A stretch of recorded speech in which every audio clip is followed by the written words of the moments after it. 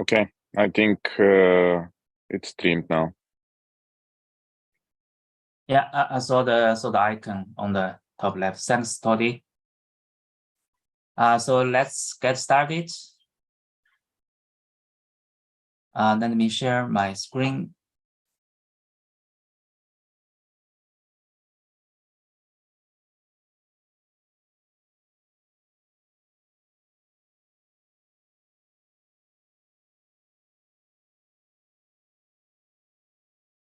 You see my screen?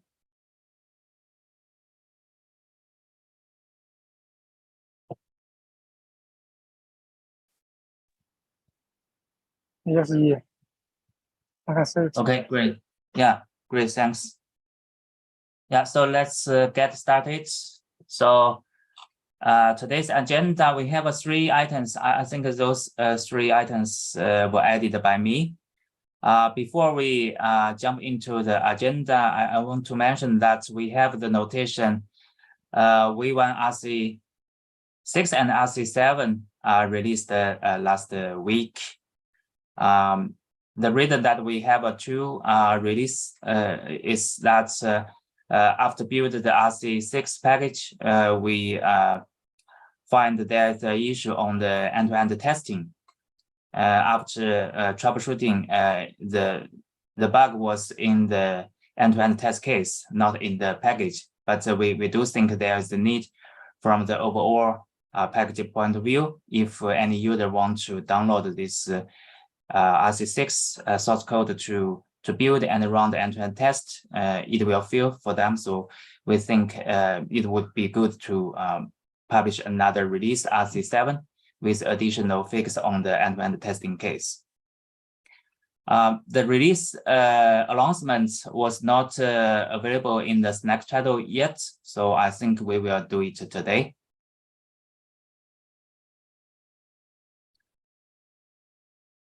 Okay, that's for the recent release. And for the V1 release, we are targeting June 12th. I think this also was discussed last meeting. So we are targeting June 12th, basically around 2 weeks from now.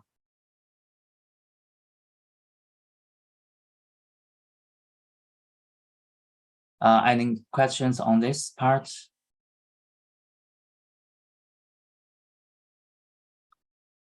Okay, if no, let's jump into this agenda. So first thing, let's align the current V1 scope. So we use this project board. We have this tab V1, and this is the current scope. Mostly are related to documentation and also some work that we needed to do right after V1 release. For example, build this homebrew installation for notation V1, and also announce and release this blog post. I remember we also have a Windows installation winget. So I think that issue is missed here. But generally, we needed to have some documentation work, and also this time we also needed to release our spec. If you remember, we have that Notary project that including the specs. So currently there are 2 issues. One is related to update the signature specification. I have that PR out already, and also the thread modeling, we have several rounds review.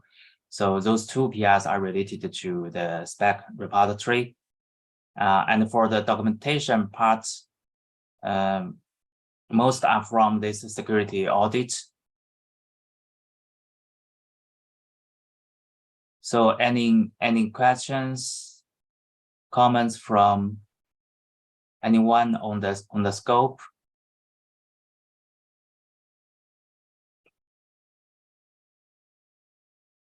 Sorry, this is Samir. I was muted.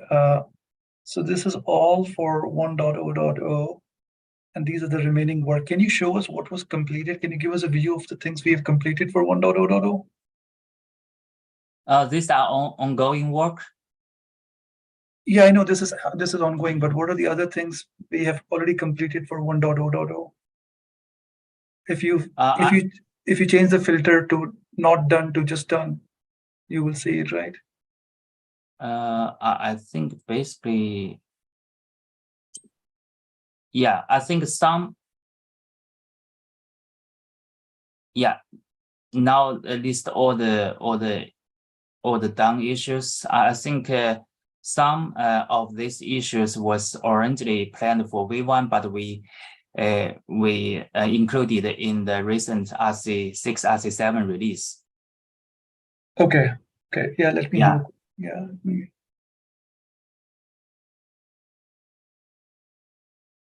So the milestone marked as that time maybe needed to update it, but most part we included already in the RC67. Okay, thanks.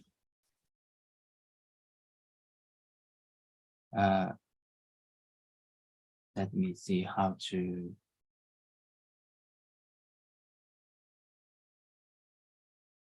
go back. Yeah. Oh, oops.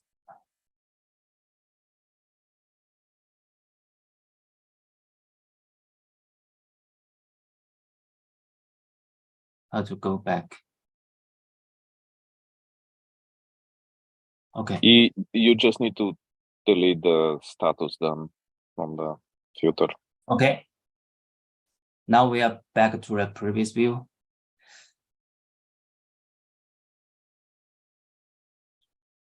So anything missing? And also there are ongoing testing from our side. The notation RC7, we are testing it. So once there are any issues, issues found, we already detect some issues. I think maybe Samuel from your side or Pritesh, you can also start the testing activity. So later I think we needed to triage those issues to see any critical issues we needed to fix for the V1. Hang on, you said you found some issues on RC7. I didn't see them reported on Slack. What are those? Those issues we needed to triage. Maybe we can go next. So first, these are the these are the existing issues that we marked for the V1. Then we can go to the new issue and triage it.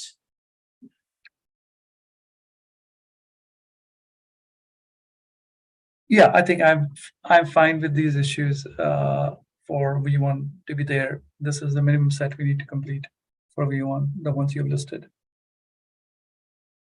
Okay, great.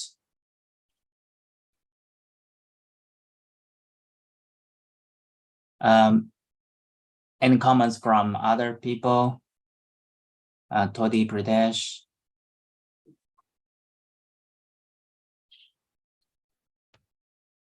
No, nothing from me.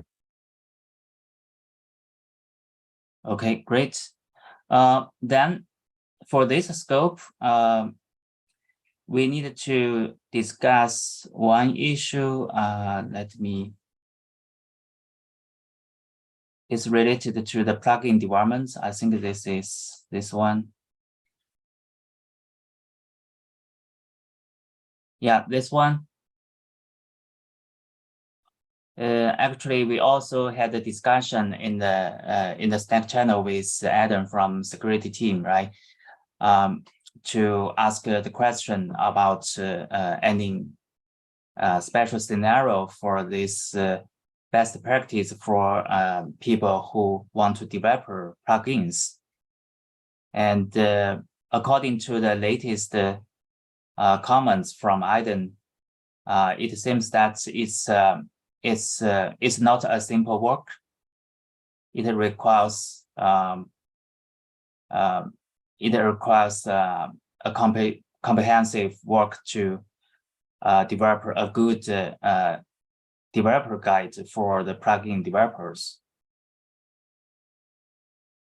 So based on our timeline for the V1 and also the scope, I don't think we can cover everything for V1 release for the developer guide. So my suggestion is that we need to figure out what's the minimal part that we can do for V1, then come out with a plan that what we can do post V1.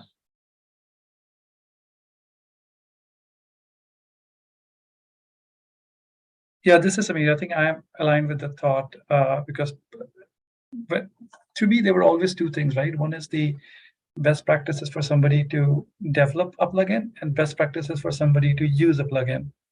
And I think using the plugin best practices, we should definitely have it called out in our V1.0 documentation. And how to develop a plugin that can come over time based on all the best practices that the people have come up with. Toddy has his hands up, so I'll let him speak next. Yeah, I think we discussed that, and I agree with Samir. So we'll have two ones. One, we already documented somewhat how to use the plugins, how to verify that the plugin is downloaded from trusted location and so on. This is more for the development best practices. So we don't need to develop actually to write a comprehensive guide for development best practices. But I think we have some parts that are already covered in the spec for the plugin that we can write it in more user-friendly format. So you don't need to go and read the whole spec to understand actually how to develop. I think the important part is to implement the metadata for the plugin and to make sure that this is properly implemented and provides the right information. That's the one thing that we can document. And of course, how to publish the plugins, and that when somebody actually develops a plugin, they should publish the checksum and so on.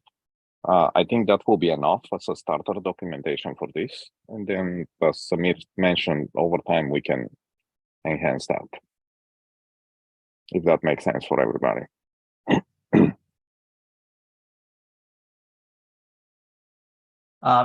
Thanks, Toddy. Do you mean a different document from the plugin spec? Yes, a different document from the plugin spec, because the plugin spec is, at least as far as I remember when I read it, is actually not very prescriptive how to do it. Let's put it that way. And the other thing is, it doesn't talk about how to publish the plugin also.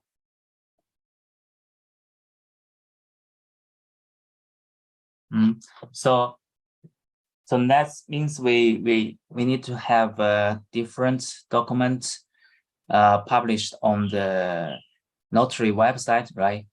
And in that document, we'll list we will tell our users how to publish the plugin they developed, and also the metadata validation you mentioned, right? In the for the plugin. Let me jump into the plugin spec.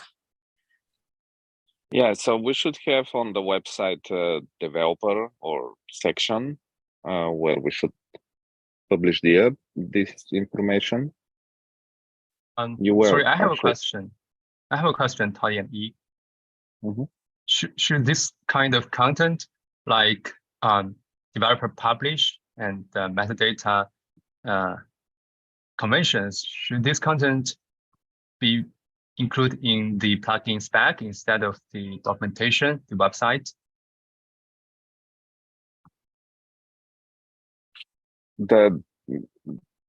I would say it should be included in both, right? So maybe we need can to have like user-friendly documentation, which is separate. I mean, developer-friendly documentation, which is separate from the spec,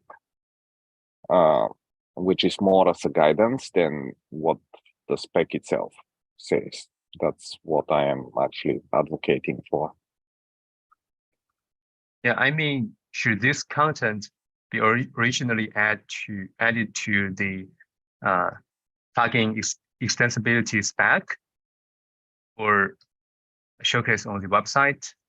I think we may consider add this content to the plugin spec first and redirect that link from the website to the GitHub repository to the spec repo.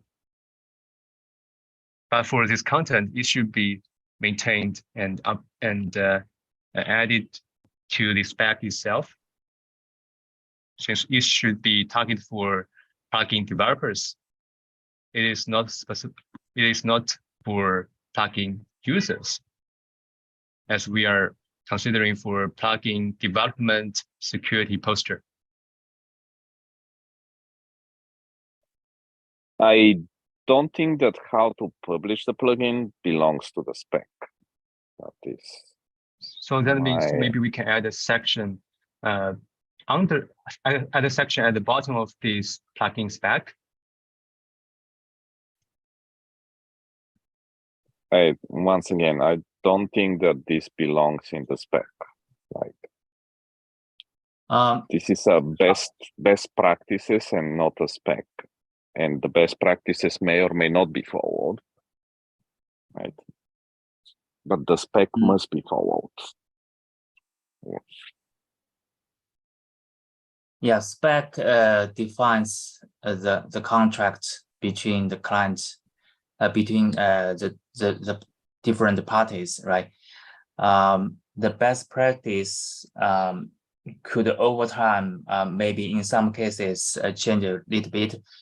And anyway, from the website point of view, there could be a user from developer user. So anyway, there could be an entry, right, in the website for the user of developers, and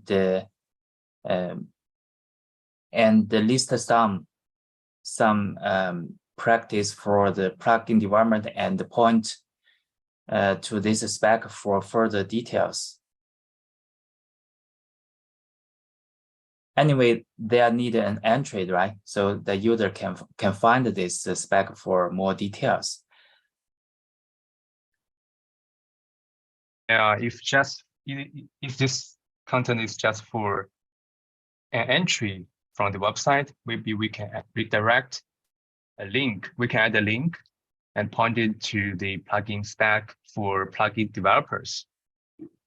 I think we may need to maintain all of those spec development related content in a single source, like just maintain all of those plugin development content, including the security best practice, in just one plugin spec, and direct users and developers from the website to here that you are demonstrating in your screen.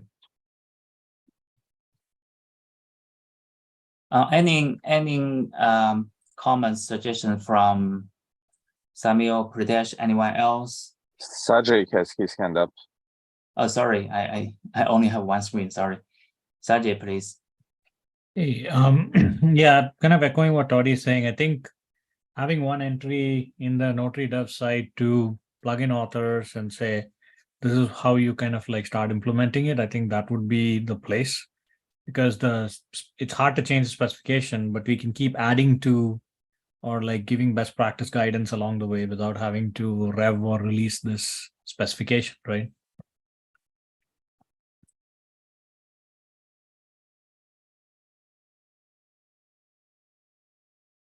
I mean, there's no entry in the Notary project.dev for Notation Go or plugin authors or anything like that right now. So I think that's possibly a good place to start.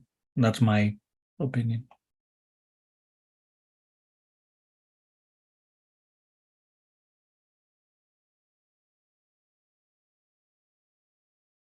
Thanks, Sajay. Samuel, Pradesh, any comments from your side? Yeah, this is Samir. I agree with Sajay's comment that best practices are different from specs and it's better to be captured elsewhere. And where he suggested is a fine location.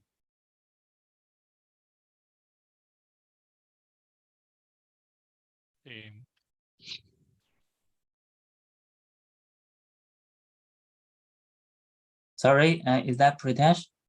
I mean, I agree with Sajid that it's much easier to update the website as compared to specs. And I am assuming that the best practices will grow over time.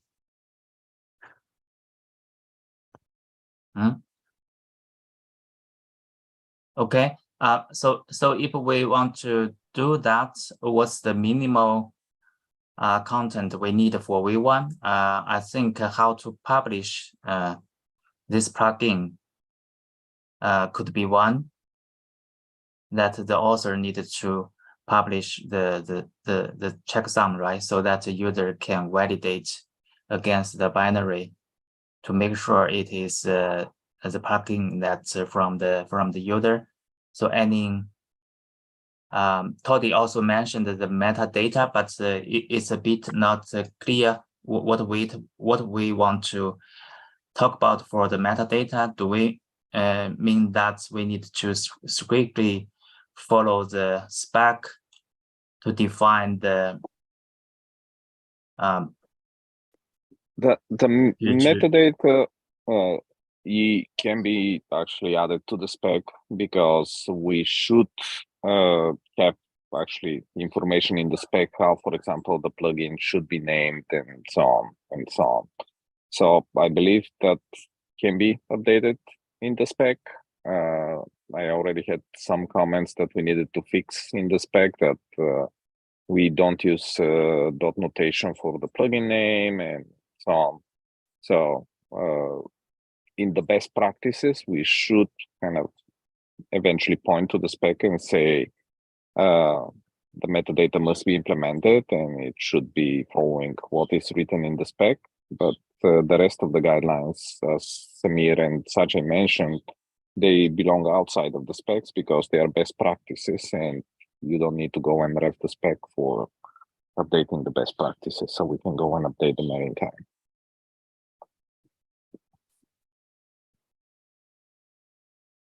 Okay, Toddy, could you help to add the more details? You mentioned there already some issue you find for, or something you think you need we need to add to the spec. Could you add it maybe under this issue, add the issues that you this issue is specifically for the ask to document best practices for developing plugins. I will look at the spec again tomorrow, my time, and eventually I can file issues what we can update there. Okay. So then I think for this one, so we will add the entry in the website for our plugin developers. The content will be that at least for V1, we can mention that for the plugin developers, what they need to be aware of the metadata around plugin metadata implementation, and also another section about how they are going to publish the plugin, the developers. And post V1, we can continue add more practice over time. What do you think?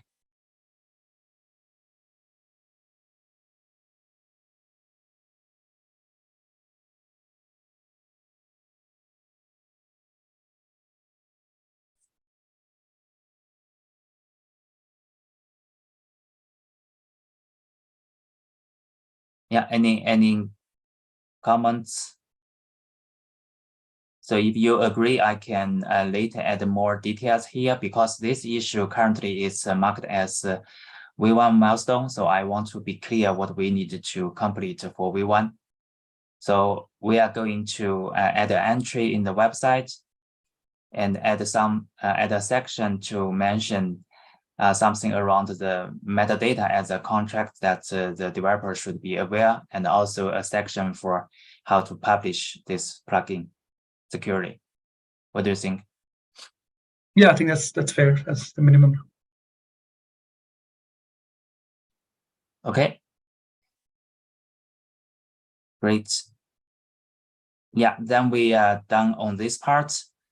Please just remember that we have the signature spec, we have the PR, we also have this PR for the thread modeling. So please, Samuel, Pradesh, anyone, please take a look. We already have several round review and some comments because those PR were owned by me. So I already resolved most comments. There are a few comments left. So please take a look, considering we only have 2 weeks left. So it's better that we can have all the comments added this in this week, so that we can, so that I can complete and resolve all the comments in time. Okay, then back to the agenda. So I think we have discussed the above 2 items. The third one is about the security advisories.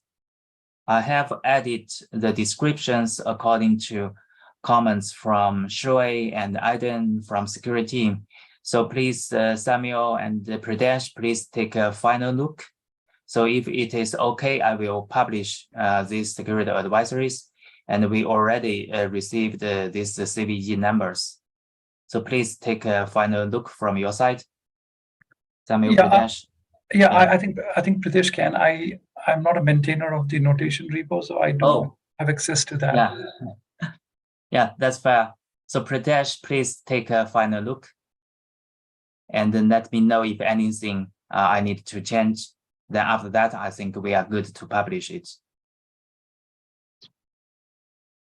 Yeah, I think Pradesh is saying, yeah, he will do it. Yeah. Okay, and we have the RC7 block ready for review. So maybe Samuel, you can help with that. I tried to add the CVE numbers after we publish the security advisory to the PR. So that is something left for me to do. But before that, I think Samuel is also good for you to take a look on the RC7 block. Yeah, I will take a look at that. I was just wondering if we need to mention the CV advisories on the RC7 blog. I think the CVEs are the public.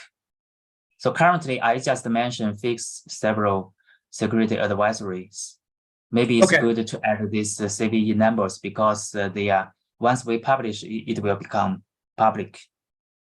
So that's my idea. Yeah. Yeah, let's just follow a pattern because I'm not familiar what the pattern is. If Toddy or Sajid is aware of how open source projects announce this, I just want to follow the same pattern. If anybody knows the exact pattern, then great. Or just I wasn't listening. Which specific question? We were talking about in the RC7 blog, or where we talk about the RC7 features and bugs that we have fixed. How do we describe the CVs that are addressed, or do we describe the CVs that are addressed in the release candidate release notes? I see. I mean, the change set should be inclusive of all the links to the respective CVs, right? I think they're linked to the PRs that we created. I don't know if the PRs are linked to the CVs. Maybe you can comment on that.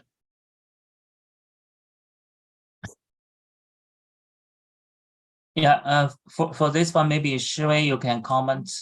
So once we publish the security advisories with CVEs, so what will be what the user can see from this publishment? Actually, Shui is not in this meeting.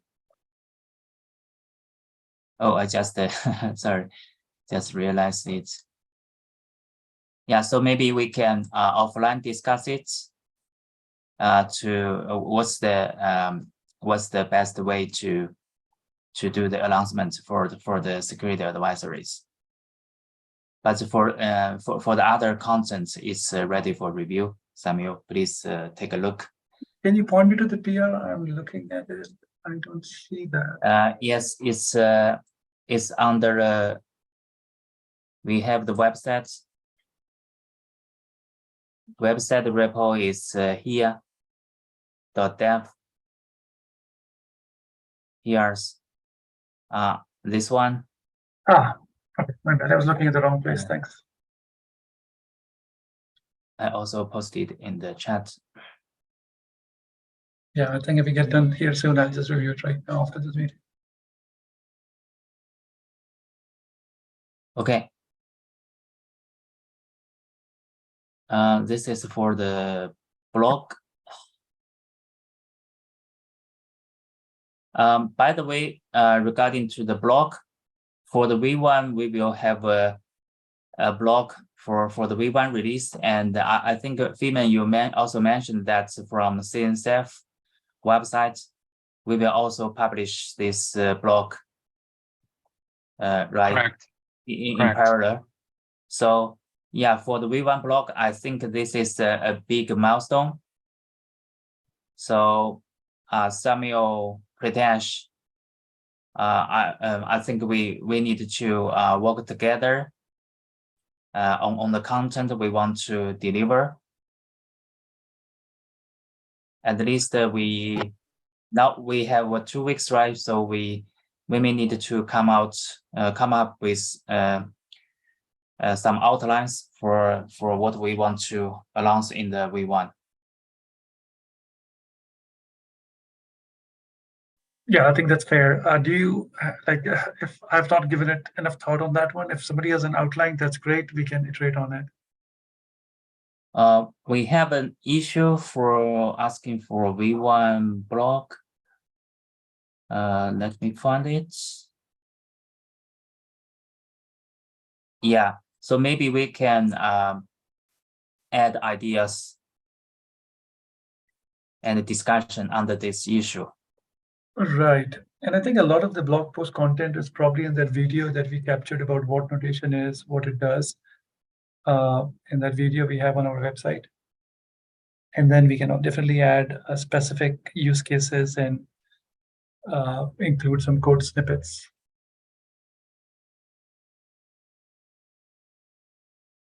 We can use. That's yeah. Please, and maybe we can use Hack Markdown, a collaborated online doc, and come up with a initial outline with Samir, Pritesh, and Tony, and everyone, every maintainer for the initial outline. Yeah.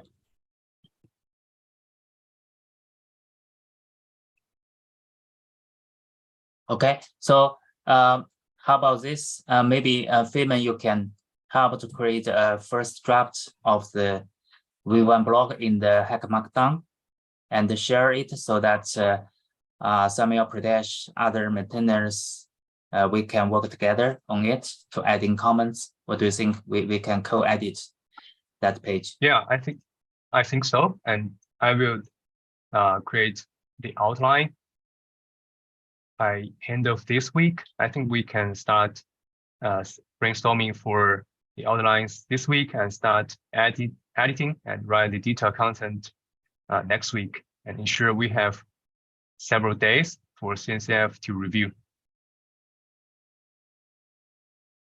Okay, great. I think before we jump to the last two items, I think those were added by Freeman.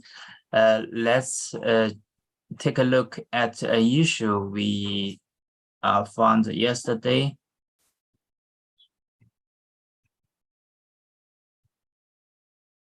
I think, yeah, the most important one. So we did some testing, and we find some two issues, at least for now. One is related to the UX, is related to the usability. That we signed an artifact, but we didn't print out the signature digest. So once the user wants to list the signatures and or inspect signatures, it's not that easy for them to find out what is the signature they recently signed, especially for artifacts with multiple signatures. This is for this is the UX related. Another one is credential store.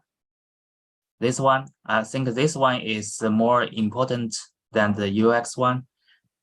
This one is about that. So if for notation, in some cases, if a notation, we have a notation config file which will include the credential store. However, if that config file was not created, notation was not able to detect a credential store is installed. But actually, that credential store is present, and it can be used by the Docker CLIs. However, notation is not aware of that. So that's the issue, I think, in the credential Go library that notation used. Oh, this is like, is this something new which has changed in the recent RCs, or it was always there? We just finding it now. In recent RCs, we use this library to make notation support that if user already use the Docker to log into the registry, and the credential store is not installed, notation should also be able to retrieve these credentials from the Docker authentication and proceed with signing and verifying and other commands. So we have a recent change, but this is a corner case that we found. I haven't tried this workflow recently. So you're saying it was working in some previous RC, but not working in the latest RC?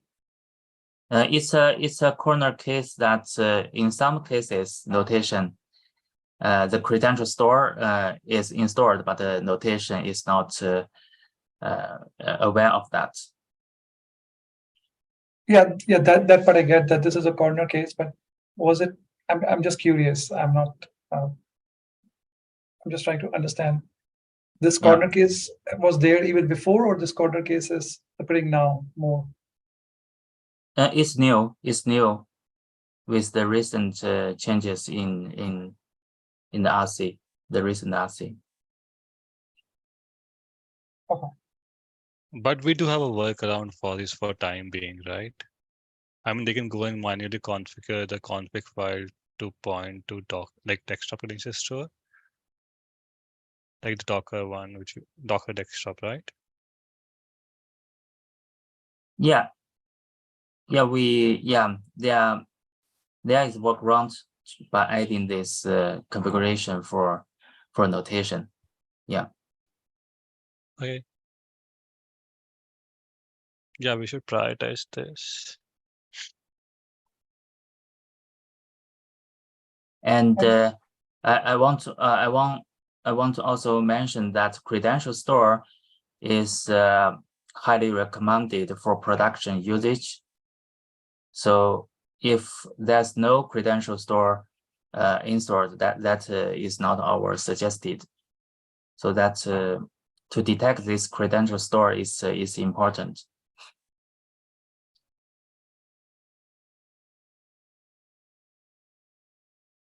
So is this Windows specific only? Because I'm able to do it on Mac. Yeah, currently this is reported against this Okay. Windows using the Windows version Linux. Yeah. Let me check, because Shui is not Shui is Should we join? Yeah, I'm here. Do you think this is only related to the WSL, or it's common? It's a common issue.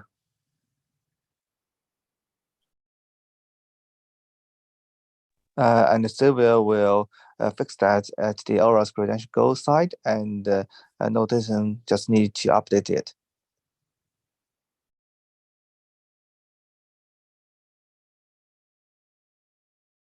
I didn't Okay, so grasp complete issue. So if I have credential store, let's say I have a Docker desktop installed on my Mac, and I try to do the login, it won't use a Docker desktop credential store, basically, like my credential store if I have it, or Docker desktop. If you do Notation login, then it won't.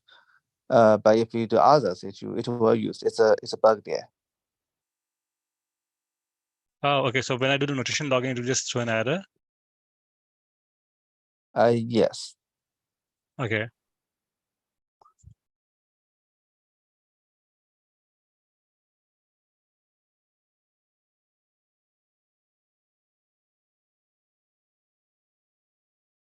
yeah, so this issue is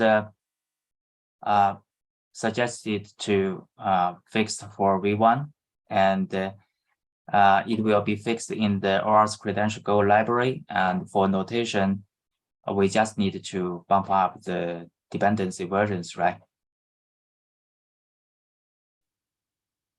Yes, exactly. So Shivi, are you saying this thing became worse because of the changes we put in RC6 and RC7, the way we had the Docker credentials reading changes made? I'm not going to say it's worse because it indeed improves others' paths. It's just a bug there. Got it. Yeah, I've not used this command in a long time, so I didn't catch it.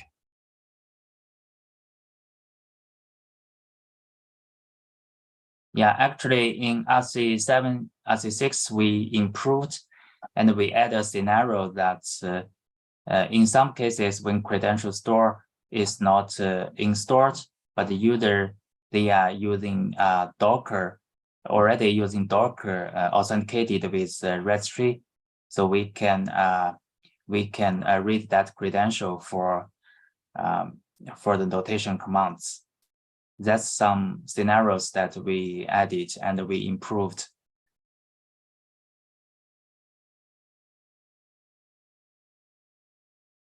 Yeah, I may need some help after this call.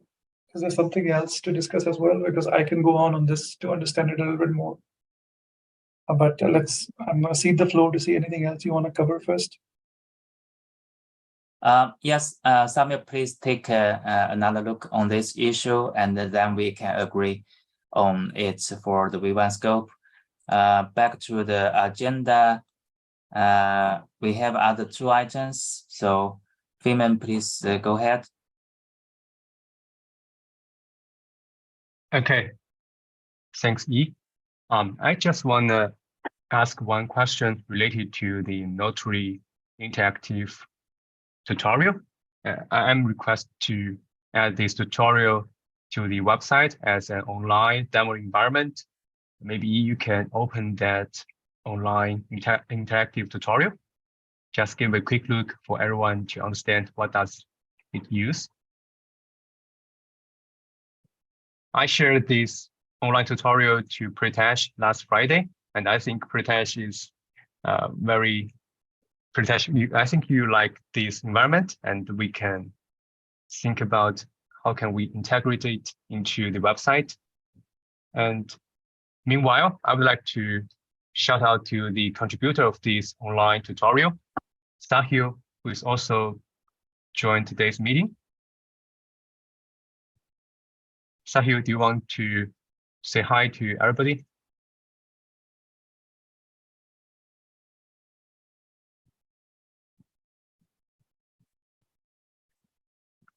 Okay, not sure if Sahil's microphone is working or not. We can give opportunities later, and you can say hi to us anytime. So can you click OK button, or you may need to sign in since you have ever tried it. Maybe I can share my screen as I have already signed to this scenario, assigned to this platform, and everything is ready to preview. Is that okay? I will Okay. Yeah, that will be great. Please, Feynman, I will take just, thanks. I will take just 1 minute to quick walk through what does this online tutorial provide for us. Can you guys see my screen? Yes. Which screen are you available to see? Are you seeing this It shows Notary. online tutorial? It shows Notary demo on the left, and then it's like a tab or a shell command on the right. Okay. Yeah, I think this is the right screen that I'm sharing. Actually, this online tutorial provides an online Linux machine which enable newbies to experiment and testing notation CLI in just a few minutes. I think you may have already tried this kind of tool like Katacoda or other similar online tools. Kubernetes and other CNCF projects have this similar online tutorial and environment on their website. Newbies can easily leverage these tools to learn and testing the Kubernetes or cloud native tools in their browser. They don't need to provision any environment to test the tool. So in general, users can only use this online tutorial to install notation, and it will just take a few minutes to complete all of those tutorial, and all of those content are copied from notation documentation, including installation guide and quick start guide. It is that simple for users to experiment the latest features in notation.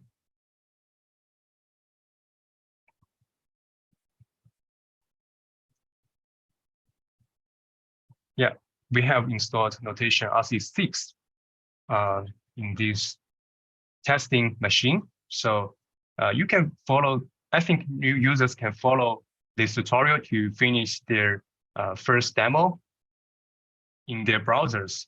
So I think this is quite useful for promoting notation and let newbies to learn notation in just a few minutes. And it's an alternative for notation quick start guide. So I think this is quite valuable for users to test and learn notation. So my question is, can we add this online tutorial to Notary website? And maybe we can add a button here, have an online demo, and click it, and it will direct to that online environment. And we can also add this online environment link as a part of the quick start.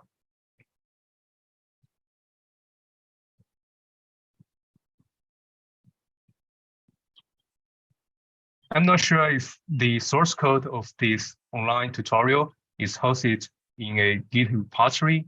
If yes, so I think we might need to also migrate that repo from Sahil's personal GitHub account to Notary organization, but I didn't find that personal repo. So Sahil, maybe you can answer this question in our Slack, in our Zoom chat. But anyway, we can consider add this tutorial to Notary website, and I'm open for any ideas or opinions from the community. Yeah, this is Amir. I'll quickly jump in. I think this looks good. Of course, you want to call, instead of calling it a Notary demo, you want to call it a notation demo and call it notation everywhere. But my question is this, will every person who runs this get their own instance somewhere, and or are there any resource limits as to how many simultaneous demos it can support? It have limited, it has resource limitation for running notation and other services.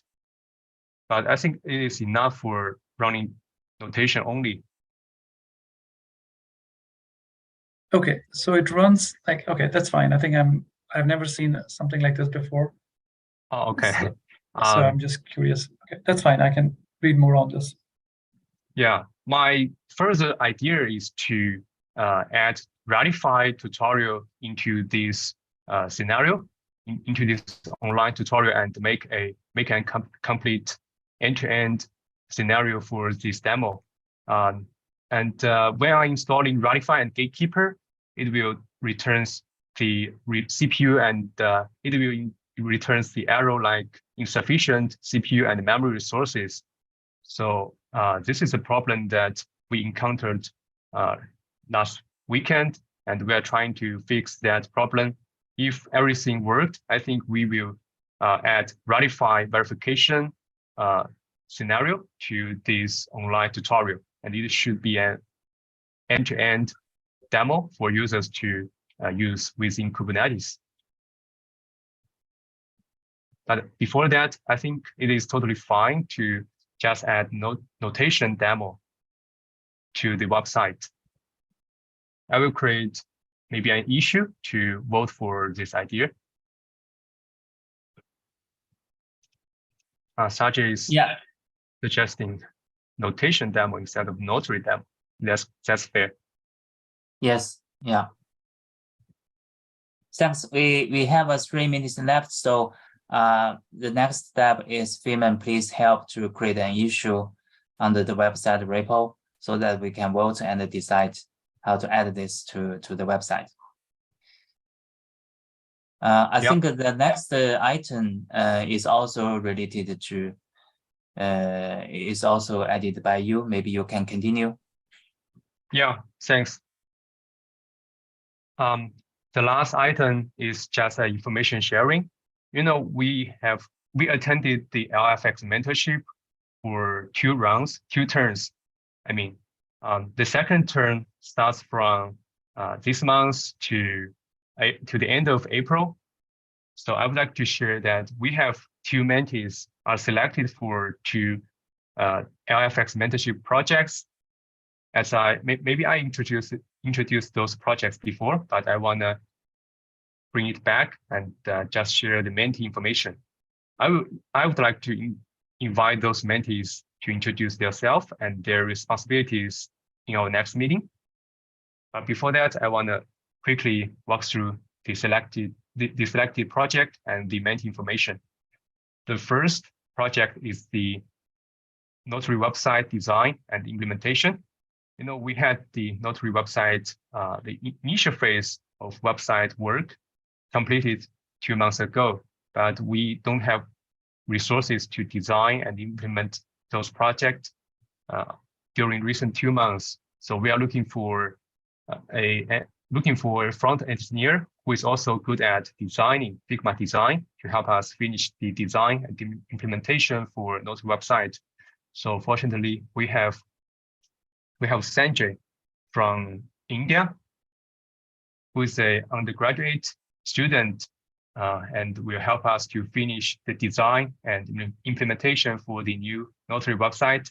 And he also has a new design, Figma design, and it is available to preview. I will share the link in our Slack channel later. This is the first project. And the second project is around develop content for Notary and for Notary documentation and blogs. And he is the mentor for this project. And I will also co-mentoring this documentation project. And we have Rosalind from Virginia. But due to the time zone, she's not available to join us today. She shared her good technical writing skills to us, so we choose Rosalind as the mentee for this project. So we will have a dedicated people to help us update those content, those documentation, and write more guides for end-to-end scenarios based on the given documentation structure and the requirement. And we may also ask Rosalind to help us maintain and write new blog posts for notation and how to use notation with some third-party tools like Kyverno, Ratify, and other registries like Harbor, GXCR, DocHub, etc.